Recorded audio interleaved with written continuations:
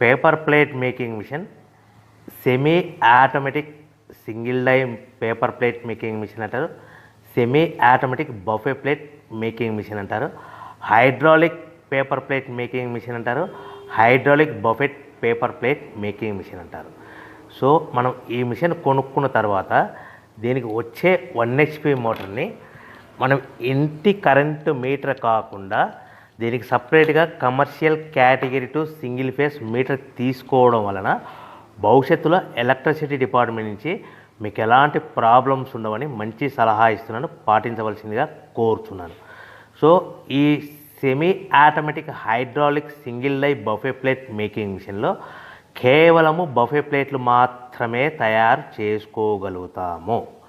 ఈ మిషన్లో కేవలం మందం లావు దొడ్డు ప్లేట్ మాత్రం బఫే ప్లేట్ తయారు చేసుకోగలుగుతాము. సో ఈ మిషన్లో ఎలాంటి టిఫిన్ ప్లేట్లని, డోనా కప్పులని, ప్రసాదం కప్పులని, స్నాక్స్ ప్లేట్స్ అని, టీ కప్పులని తయారు చేసుకోలేమని మీకు అందరికీ సలహా ఇస్తున్నాను.